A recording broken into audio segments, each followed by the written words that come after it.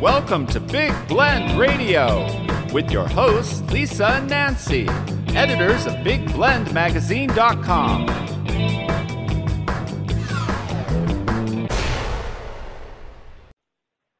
Welcome to Big Blend Radio's first Friday Toast to the Arts and Park show with Nancy Reed and Lisa Smith, the mother-daughter travel team and publishers of Big Blend Radio and TV magazine, as well as Parks and Travel magazine. We travel full-time on our Love Your Parks tour, documenting parks and communities. And you can see everything if you go to BigBlendMagazines.com.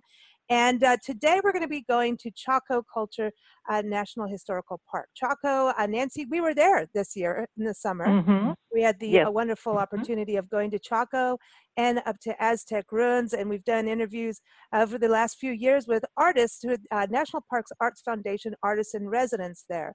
And the National Parks Arts Foundation is an incredible, awesome organization that gives opportunities to artists of all genres and mediums, whether you're a poet, a dancer, a painter, a sculptor, filmmaker, songwriter.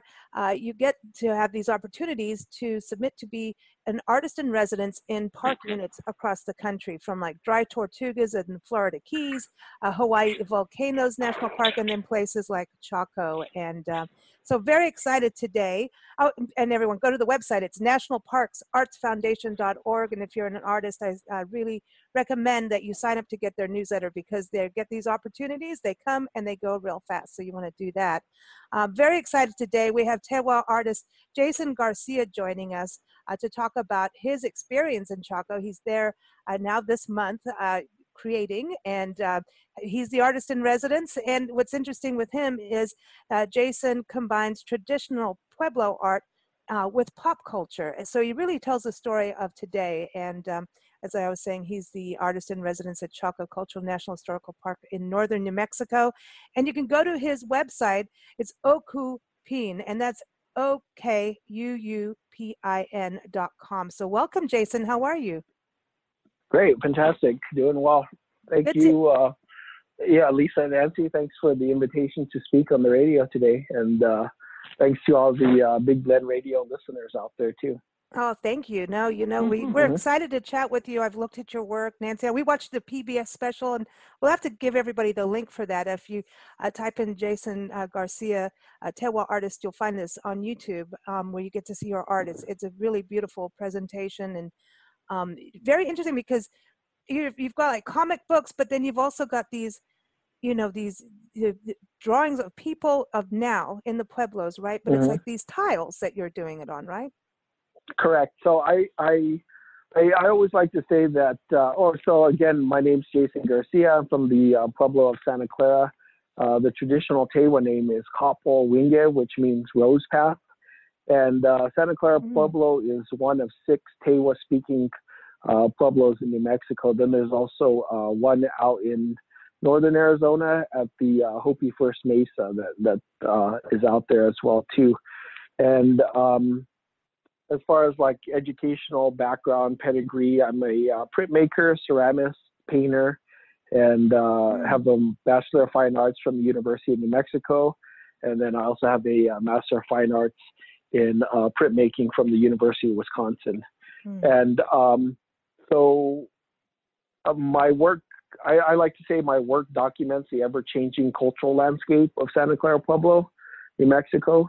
And I use a lot of traditional materials, traditional techniques, pottery techniques that, have been in my family since time immemorial, going back thousands of years, and even to the time of our ancestors living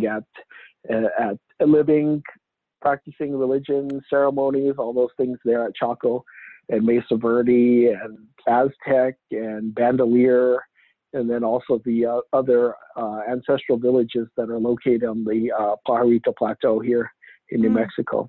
So your family roots are tied to the Chacoan culture. So you're actually you're there as the artist in residence. What is that? That's got to be really, because, Nancy and I going there, it was probably just such a deep feeling there, just a very ancient, like, just spiritually, you could feel it. And so for you, that's got to be, a multitude more than for us, being there, connected to your family, your roots there. So how with your art there, are you able to connect back to your Pueblo people, the Santa Clara, or bring them into Chaco, and is your art going into people being there now or from the past? Part of so I think my time, I've been at Chaco for about 2 weeks now, and a lot of it has just been I've been to Chaco in the past maybe 2 or 3 times, and they were just like a day trip. Or I had also worked for Santa Clara Pueblo administration in the cultural resources department in the early 2000s, or pretty much from the 2000s, like 2002 to 2008 or so. And so I would do consultation visits with the National Park Service and other agencies. So, I had a relationship with Chaco prior to being the artist in resident, but this time is different because I'm looking at it, with an artist perspective, and then also as a Pueblo person, native Tewa perspective, and then also being in the past, I really didn't necessarily have the time or the space to do any touring or visiting, hiking, and things like that of the villages they're located in Chaco. So it's been really a nice time to just kind of explore, see, feel the landscape, observe. And you don't really have necessarily an agenda of saying like, oh, we're here for a meeting, or I'm just here for the day, we need to leave early. It's just taking the time, the space to meditate, to pray, to give respect to the ancestors that physically live there and now spiritually still reside in those areas. So I think that's part of what a lot of my the work, I would say, I've done so far. And then creating sketches, creating ideas, and continuing using that the ancestral history, ancestral past to influence the work that I'm doing. So I have a series called Corn Maiden series, and that has like corn maidens where they're living and working, dancing, just being in the 21st century. So, some of the corn maidens have cell phones and things like that, which documents 21st century life. And so I'm considering doing portraits like that are in my style, that place into that time period of Chaco where it's 800 to 1200 AD, something like that. Wow. So, people living, working, maybe astronomers, builders, masons, residents, things like that, traders. That's what I was wondering. Yeah, how who you were going to depict in your work on this. And being there, I mean, that's the thing is there are beautiful trails. There's pictographs. There's, just we didn't get to do all that. And I think it's so fascinating for us when we went there. There's, this place comes to life that we've been talking about with artists for so long, and especially Tanya Ortega from the National Parks Arts Foundation. She practically lived there, growing up. And, going there, I think what was interesting is we saw all the artists' art while we were there. It was like living, you know what I'm talking about, Nancy, how we could see everybody's photography, their paintings. And so it was this different experience for us. And I'm very excited to see what you create from this, because it's such a unique, place as well. What's it like at night there? Because I know that it's a dark sky park and it's got to be absolutely magical. There was, I know I took the astronomy, one of the little tours, presentation astronomy tours last week. And, they weren't able to bring out the big telescope because they had some technical issues, but they had some smaller ones. So, we were looking at Saturn, Venus, and nice. Then also looking at the moon and things like that. And like you said, with it being this, where there's no light out there, the moon was out. I mean, it was just amazing, spectacular to see, the stars illuminated like that, because I'd seen it I mean, I see it here at home in Santa Clara, but you know, you still have the lights from the city of Espanola, or house lights, or the glow from Los Alamos. It's that, you know, The glow. that's about, Mhm. yeah, that's, exactly. that's like a whole And, other trippy thing there. yeah, Yeah. that's a whole different story there. And so yeah, being out there at Chaco is just, you know, spectacular, of just seeing, you know, the stars, and Yeah. nobody around, you know, where it's just so solitary, and it makes the imagination think of what could have been, you know, where are we at, 800 years ago plus. Mm-hmm. It's just kind of amazing. Is that something that you might paint, the night skies? I think that might be something, as maybe of when you see my work, you see a lot of I do work that's like comic book.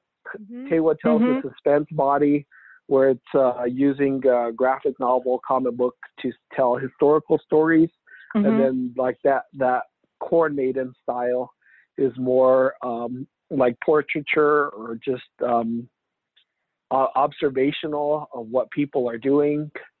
And so that's where I'm kind of thinking, you know, of having like an astronomer, or, you know, looking at the stars and then having that depiction of that star in the or stargazing, star watching observations of the solstice, of the equinox, of the, you know, just all those different things that are attached to Chaco.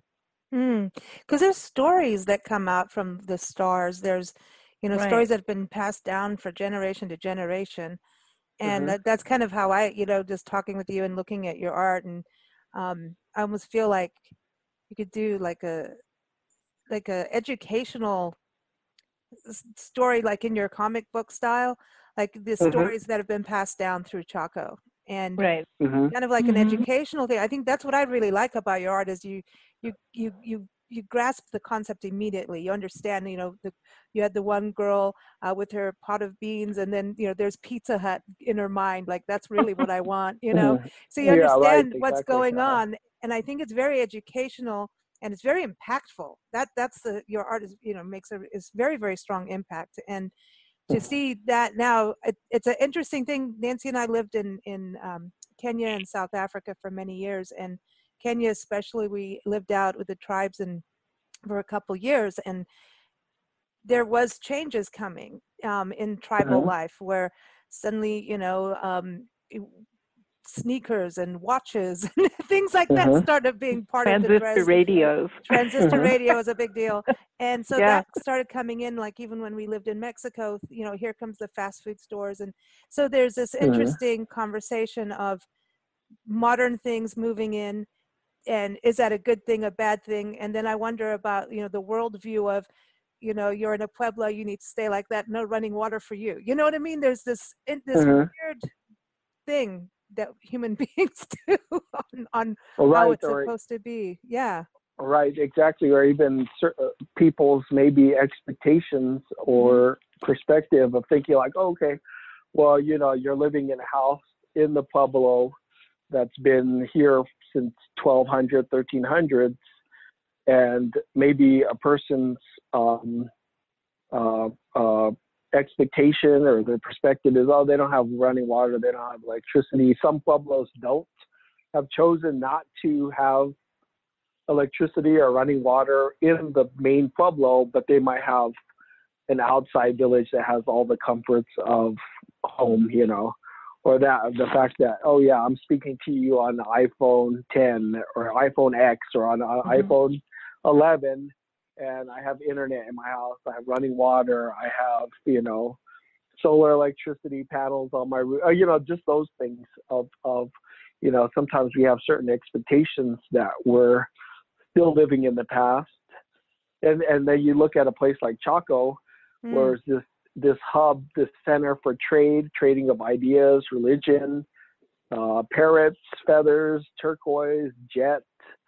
And one of my friends that's native, we were talking about it and saying it's kind of, was it like a Las Vegas of of that time period, Mm. you know, like of that saying like, well, I'm not really planning on, I don't live in Las Vegas, but, you know, I'll go for like 2-3 days or whatever.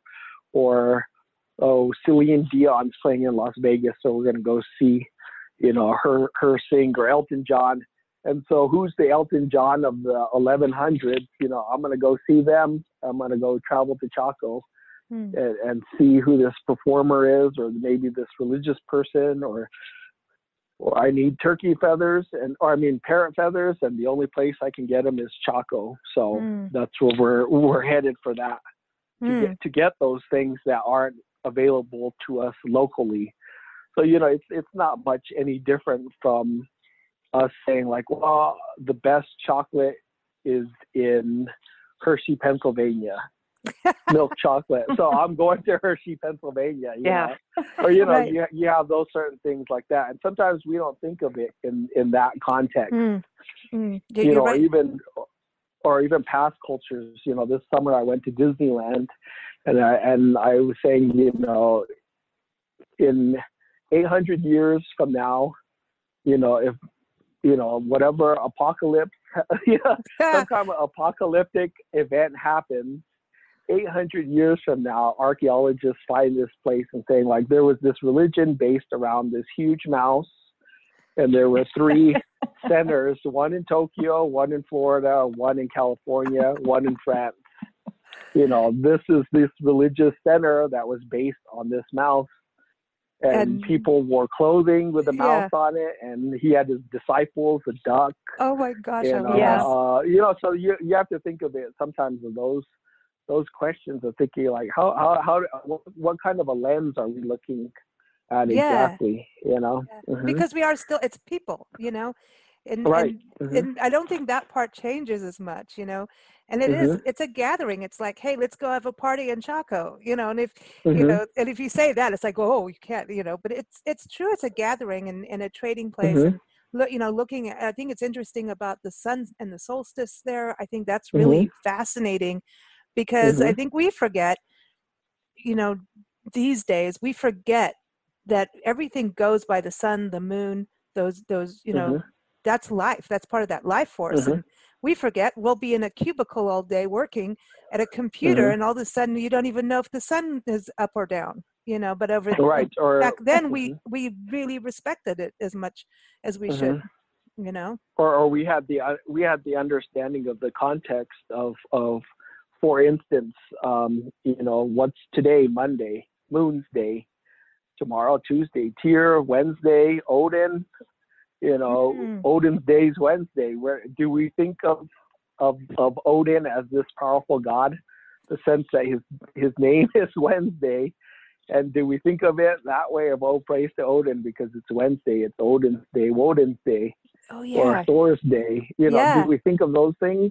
Thor. Probably not. You know, we don't think of that anymore. No, it's so like just shopping day or laundry day. Exactly. Fish Friday. It's Fish Friday. Exactly. Taco Tuesday. So, you know, exactly. So we don't think of, or we have different, again, we have a different perspective or a different lens that we're looking through.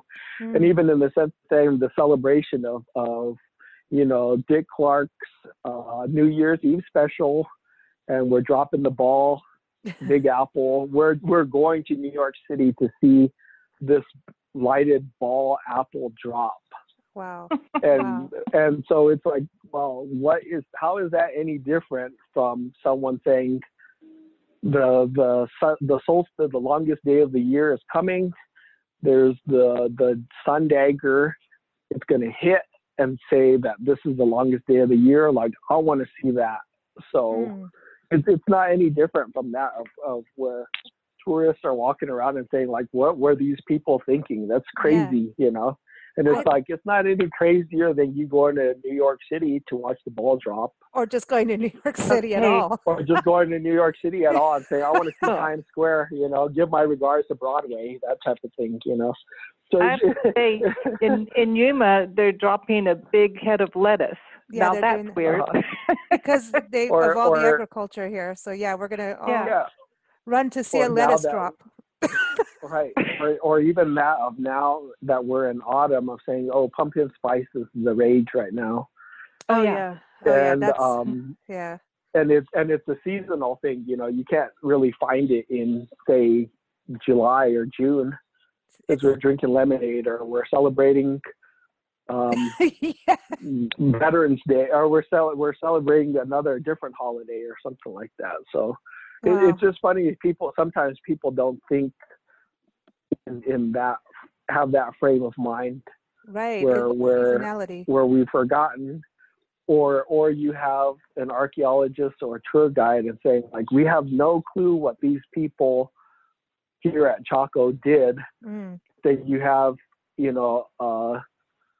an ancestor and say, like, oh, I know what that is, or I know what it is, but I'm not going to share that story with you, or I don't need to share, a story from my culture with you, or that understanding is just for us alone, that type of thing. So it's interesting there, because it is mysterious, and I think it makes people think, and that part I really like. If all the answers were there, people would just go, there's the answers. They wouldn't think as much, right, or exactly. try to connect. I mean, just even how the masonry is, and how the all the rocks are packed together that way, and they're still there, and I wonder about, I just feel like down the road we're going to find like a whole other layer of ruins under there. I just feel like there's more that we're not seeing. But it's interesting too, going to Aztec Ruins National Monument up the road. Have you been there? Yes. Oh man, and that giant kiva, that great kiva, is like, but that was like the epicenter, right? That's where the work and one everything. of them. Yeah. Okay. I mean, they're all interconnected. All the great houses, great kivas, and things like that, and they're aligned to stars, moon, planets, other villages, landmarks, mountains. I mean, of just sitting here in my studio, I can see one of our sacred landmarks, or several of our sacred landmarks, and our pueblos are based upon those as ancestral boundary markers of saying, like, okay, as I'm looking to the south from the window, I can see Black Mesa, and that's the borderline for Santa Clara Pueblo and San Ildefonso Pueblo. And there's all these different landmarks of where you have boundary markers. So, these places are tied to, the location, just like, again, how we mark distance, or, of saying, like, oh, I'm from New York. Oh, where are you from? I'm from Bronx. So I'm from Brooklyn, There's that very line. I'm from Queens, there's that very distinct identity. And I think part of that is also tied into Chaco as well too, with having different, maybe clans, societies, different regions that people are coming from, from Mesoamerica and other parts of I don't know, what would you say, ancestral homelands within what is currently New Mexico. Yeah. And I like what you said there, currently New Mexico, because man, when the Spanish came in, they did some disastrous things. It's like, hey, it's ours, and it's a new Spain, and like, even when we were in Santa Fe, and just the different layers of history and the revolt. I mean, there was that part I don't think is talked about so much, but that's what you've done, is really showcase the Pueblo Revolt and let people know, and it's different. I mean, New Mexico is, when you go in northern New Mexico, everything changes. It's different than southern Arizona, where here's your reservation, but maybe some, like here where the Quetzal are, and the Cocopah and the Tohono O'odham, they've been there for hundreds of years, so it's very similar. But some areas, a reservation is just because, hey, we're going to push you over here and put you there, and we're going to take you away from your land.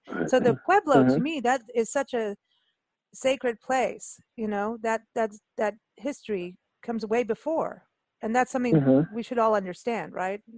And then even ownership. that sacredness and that respect doesn't necessarily, I mean, it hasn't changed of thinking of, that Chaco and the other areas surrounding it and our ancestral pueblos, they may have been on ancestral lands, and then over the years, they became a part of Mexico, and then, or a part of Spain rather, with contact, and then became Mexico, and then even with Chaco saying like, oh, it was quote unquote discovered in 1840, whatever, when the U.S. took over. There we go. And saying like, what are we looking at now? And then now with it being leased, or, with the fracking and the oil and the gas and everything like that, that changes ownership. And again, the ownership changes from different oil companies, whether they're owned by U.S. corporations or if they're Banks. sold off to a European or a bank, or there's just so many layers of like that physical ownership, or that name, or what's the original what's the name that the people that lived and worked and survived and everything there at Chaco, what did they call it? What was it named? And then then Navajo, and then, the ancestral Pueblo people have a name for it. And then Navajos that came in, they had a name for it. Now, the Spanish people, sheep herder, they had a name for it. Chaco, all these things. And then Americans come in. Now it's Chaco-Canyon National Park. It was a monument. Now it changed name again. So, and what happens if the United States administration decides, oh, Park Service, we're cutting you. There's no more Park Service. Yeah, so we have to fight for that.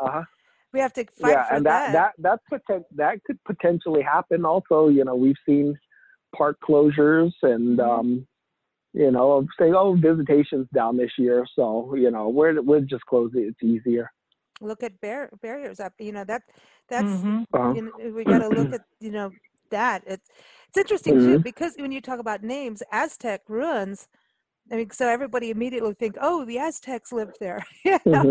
Maybe they did. Maybe they did sneak through, on migration. It's quite possible in terms of where you think about the migrations and the visitation and everything of having conversations with friends, and they're from Montana, of Soligat, Crow Nation, and saying like, oh yeah, we have oral histories that says that, our people were down this way. So who's to say that, somebody traditionally from the Big Horn Mountains did not travel to Chaco?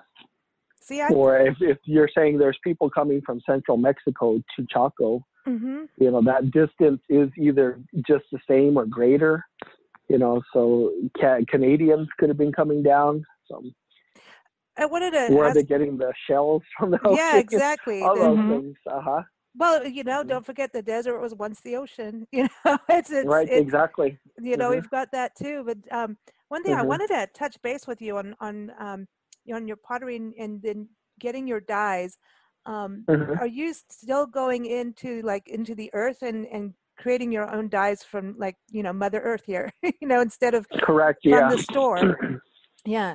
Correct. So that's that part of using the traditional techniques and traditional materials that my ancestors have been using for thousands of years. So I do dig my own clay here. A couple clay pits near the area, local to the area, and then my mineral pigments. I'm always on the search for pigments either around local area, or if I'm traveling Arizona, Utah, Colorado. You see a roadside project on the side of the highway, you might stop and you might see a pigment or a clay and take a little bit and leave an offering and things like that, and then see how that clay will come out in the work and things like that. So it's always an experimentation process, and of looking at for new different types of pigments and things like that. So, do the colors represent anything special, or the colors are what you can find? It's both. I would say, there are certain colors and pigments that work, or I also do traditional firing, so I'm not using the kiln or anything like that, and so it's a low fire. A low firing, which is probably around maybe 12 to 1500 degrees plus. Doesn't get too much higher than that. And then since the clay undergoes a chemical change, the colors will change also. So a color that may be in nature like a dull gray may turn to a light buckskin white, or depending on how much iron is in the clay, it may change from a yellow to a dark red. So it's just a lot of the experimentation of seeing what colors work, and then some don't work at all, like they don't stick to the pottery, or they're real dusty. They don't have a tooth, I guess, in that sense to stick to the pot. So sometimes you put in the additive like clay and things to help it stick to the pots or the piece of ceramics a little bit better. So there's all different methods and things like that. So clay ratios, all of that. When you were a kid, were you doing this with your family? Were you getting your hands into the clay and learning that way? Is that what led you to be an artist? You're right.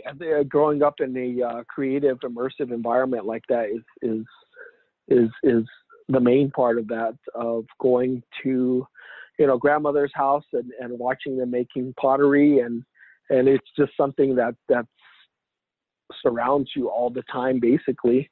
And then going maybe over to my cousin's house and saying like, oh, we're going to have a sleepover, and you go over there and their parents are making pottery. And so it's just one of those things, like it's the normal, it's just the social norm of that everybody is pretty much doing it. So, and I think for the most part, and Santa Clara is internationally known for its pottery and its practices with clay. And even on the tribal logo seal, there's a little pot, a wedding base pot on the tribal seal and everything like that. So, like I said, we're known internationally known for our pottery. So again, it's just become that identity, If there's really, where does the balance come in? Like, not the balance, but at one point, like, pottery is utilitarian, right? So it's functional, and then there's the functional art, and then it goes to, okay, I'm using this to tell a story. So do you ever go, okay, I'm going to make this because I'm going to use it at home, that kind of thing? So do you ever go to the functional side? Yes. As often as you're doing the quote unquote non-functional. I always like to use the quotes of saying, quote unquote non-functional, but it's still functional, because there is a process of, if I'm making a clay tile, there's also the story, a lesson involved in that function clay tile, that piece, that it is still serving a function, Absolutely. And then also the methods of creating the clay, gathering it, the prayers, all those things that are involved in it is still serving that cultural function, carrying on that tradition of pottery making, of clay building, of creating something from the earth. This recognizing that gift that was given to us, long ago, and things like that. So it still is serving a function. And then you do, make bowls and things like that, plates for a utilitarian function, which may be simple as holding, food in it or whatever. It may also be for ceremonial and spiritual practices as well too. So it's so much nicer to eat off of something handmade. There's something, you're more connected to everything, and I think we slow down. And nowadays we have factories throwing out, Walmart plates, and, it's like, okay, here's your Walmart plate with Walmart food on it. Mm-hmm. And then I think that's where we just, then you wolf your food down. You're not contemplating or taking time. Mm-hmm. It's just, it's kind of bizarre. It feels like that's what we've become as human beings. Like we are on that, that factory, treadmill thing, or we all need to be on a treadmill more, maybe, just because, and I feel like sometimes it starts there with what you are eating your food on. And I don't know, that's how I feel about what we've done to ourselves as a society. It's like, hey, let's do everything factory, and then we can eat faster and not even taste the food. It's all about convenience. We do so much work to make things convenient. It's really kind of funny. Right, exactly. And then there becomes that disconnect of like, well, where does this McDonald's food come from? Oh, was a cow originally? Well, where was that cow from? Where's the farm, the factory, slaughterhouse? Where were these French fries grown? And some restaurants, it's their focus is saying like, oh yeah, these are Idaho, straight from whatever city or town or farm, and others it doesn't matter. So, and I think that's part of that of choosing to use to use solely the clay from Santa Clara or the neighboring area to process my clay, rather than going to an art store and buying clay that may be coming from Georgia and has some type of temper additives that I don't have a cultural connection, a physical connection to. And I've never been to Georgia, so I don't have that memory of ever being there. And I can't say I have any family that I know that lives in Georgia, but of some of those things, so there's that disconnect of not knowing where that clay comes from. I mean, I've used it in college and things like that, but that was to fill a course requirement or a grade or whatever. That's what its function. So that was that. It was a function. Right? It was a function. Yeah. There's a lot to be said for really knowing your medium and your subject. I used to try to paint wildlife that I've never seen, from photographs out of books. And eventually I realized that I wasn't painting the wildlife, I was painting a photograph that was in a book that I saw, which led me to go and travel and go to Africa and go and see the animals that I really wanted to portray in a painting. It was a whole different world, just a whole different world. It's like painting animals in the zoo. That's the worst. Yeah. And so that's kind of the experience that I'm having at Chaco, because like I said, I went there it was a quick day trip, or it was like, oh, I'm on my way to Durango and being with family members and say like, hey, have you ever been to Chaco? No. Well, let's go. What time is it? Oh, well, we got like about 4 or 5 hours, or we need to be in Farmington by 6 o'clock or something like that. So, it's 11 now, so we have X amount of time. So then it takes you an hour plus just to get from the highway to the actual park with the dirt road. Yeah. And then being like, okay, well, it took us an hour to get here from the highway. It's going to take us an hour to get back to the highway. It's going to take us an additional hour to get to Farmington. So we have about 2 hours to look around here real quickly. So that's how our trip was. Unfortunately, we went from Gallup and we got there, and we managed to take in a ranger tour with BJ Cornucopia, and he's awesome. He took us around, and then we walked around, we went to all the different pueblos, but it was like, that rushing feeling, it sucks. I don't like that. I want to spend time and absorb it all. And then we took 3 hours getting lost, getting back to Gallup, because I don't know. I went down some dirt road, saw We're really some good horses, at getting lost. saw some beautiful horses out there, and I'm like, check these horses out. And next thing you know, I was on another road, and I don't know, but I think we almost ended up in Albuquerque. We went the wrong way. But anyway, it was all right. It was beautiful. What about the nature? Have you experienced any, wildlife? I know when we were there were birds, and I was just thinking you've got to hear coyotes at night, right? Or Yeah, that's also those part of it. Of when I was there in the past, again, it was just straight on the road. We're there, we're checking it out, and now this time has been, living in the park or living in the residential housing campground area, and during the day you see animals, seeing elk, bull elk, cow elk, all of that. Wow. I haven't birds. I guess is just your basic.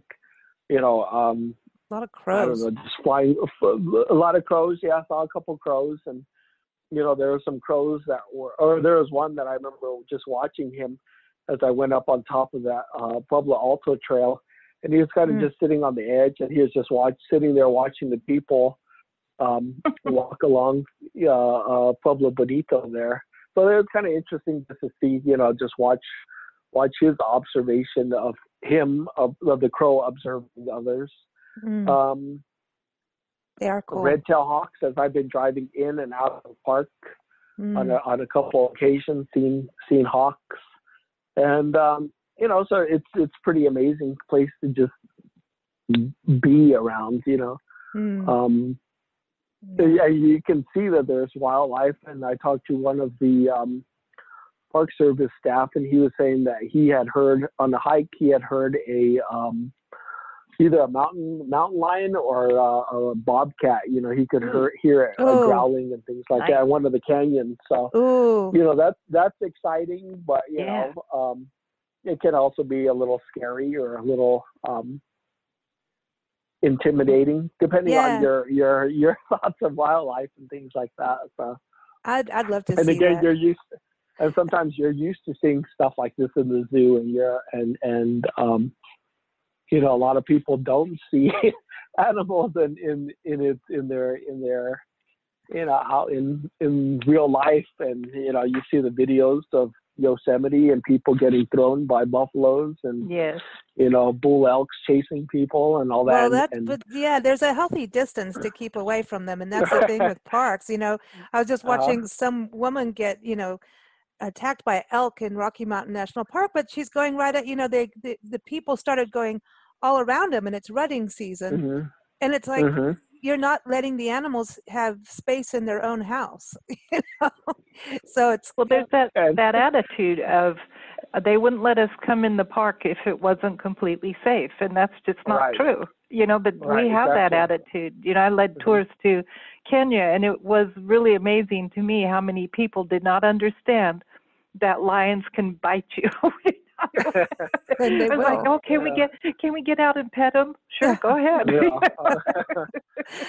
And like you said, you're in their house, and would you do that? Would you go to someone else's house and be trying to force feed someone? Get in their refrigerator and take their food. I know that all the artists and residents with the National Parks Arts Foundation do an event, and have you done your event yet, or what's happening on that for you?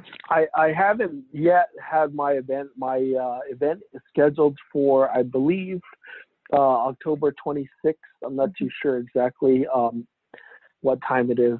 I can just kind of run through my calendar real quick. Oh, no, it's okay. But this I think airs it's later. The 26th. Yeah, I mean it'll be happening October 26th, I believe, at 3 p.m. there at the visitor center and things like that. But I also talked with Tanya as well with the National Park Arts Foundation, and maybe looking at doing a venue locally of some of the work that I'll be putting out. But then also, I have a couple upcoming shows in 2020 that I'm sure, my experience at the park will be influencing the work that I'll be creating or that I'll have on display in those shows. Because I know for sure I'll be doing the Herd Indian Art Fair and Market in Phoenix, Arizona. That's usually the first weekend of March. So I'll be there. And then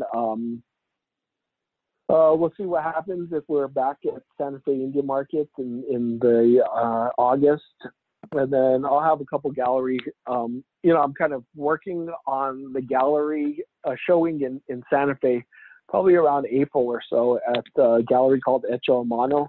But we haven't gotten everything ironed out yet, so we're still kind of in the talks of process. I haven't created any of the work or anything, but I imagine some of it will be. He mostly shows a lot of print work, so I'll probably have like seriographs and things like that, silkscreen prints versus pottery, because I have my pottery represented by King Galleries, and there's a gallery in Scottsdale, Arizona, and then one in Santa Fe, New Mexico. So. I was going to say, so you've got a lot of these, people can go find your art. How can they keep up with you? Is your website the best place, or Facebook, Instagram? What's the best place for people to? I think probably the best place to follow me, the one that's updated the most frequently, would be Instagram. And that is Okupin Studio. So it's OKUU.PIN.studio. Okay. And then second would probably be the website and Facebook equally. So. Okay. And Okupin, that is your name. It's Turtle Mountain. And so does that pass down to you from your elders, your parents, your grandparents? Who gives you the name? So I signed my work with my Tewa, traditional Tewa name, Okupin, which is translates to Turtle Mountain. And Turtle Mountain is one of our 4 sacred mountains in our Tewa cosmology world. It's the Sandia Mountains that's located on the east side of Albuquerque. And it was given to me when I was a baby, about maybe 3-4 days old, by one of my maternal aunts. So usually, most Tewa children have when they're born, they have a naming ceremony. And some of them may be related to the time of the year that they're born, or maybe it may be, whether it might be carrying on the name of an ancestor, and sometimes it relates to that, or it relates to their clan and things like that as well too. So. Well, thank you so much for joining us and for a wonderful conversation. It's been informative for sure. We appreciate it. And it's just such a joy to see your art as well. And so we're excited we'll be following you to see what you create from Chaco, and everyone definitely keep up with Jason. Again, it's OKUUPIN.com, and you'll find it on Facebook under the same name, and then Instagram as well. I want to give a shout out to the National Parks Arts Foundation. They totally rock. Go to nationalparksartsfoundation.org. They're on Instagram, Facebook, Twitter. And again, sign up for their newsletter, because they really do get, they have so many amazing opportunities, but it comes and goes pretty fast. And so you want to jump on those opportunities when you see them. And they really do have some incredible opportunities out there for artists of all mediums and genres. And also, if you're going to go to Chaco, highly recommend it. Go to nps.gov/CHCU. And we want to thank all of our listeners for joining us here today. You can keep up with us at bigblendradio.com. Our podcasts go live Sunday through Friday. So the schedule's up there. You can listen as they go live or anytime later on demand. And we are left to always close our segments with some music. And every time we chat with an artist that's out in Chaco, we have to play the song Chaco. And this is by Ed Tree from the Tall Men Group, from their album 12x6. You can get it on CD Baby, or just go to Weebly.com, tallmengroup.weebly.com. But here it is, Chaco. Thanks so much, Jason. Thank you.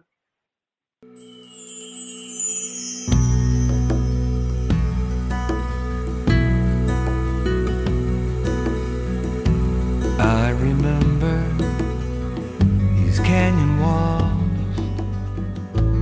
I remember desert wind. And though I've never been here before, it's good to be back here again. It's good to be back here again. Oh, Chaco, were my home, and part of me still here, with these same eyes, but a different face in this place. The time is long since gone. Oh, Chaco, you were my home.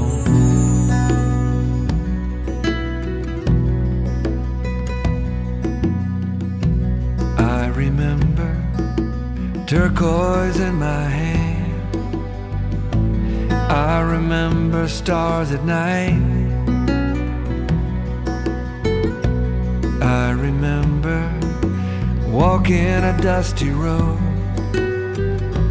I don't remember how I died. I don't remember how I died. Oh, Chaco, you were my home, and part of me still here,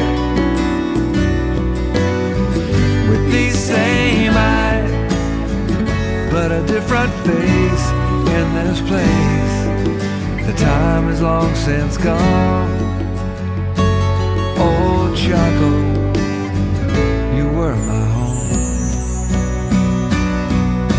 A glimpse behind the curtain, a shadow on the wall, a vision I can never grasp,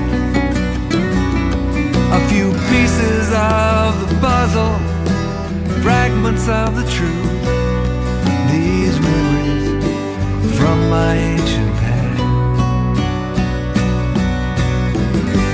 Oh, Chaco, you were my home, and part of me still here, with these same eyes, but a different face in this place. The time is long since gone.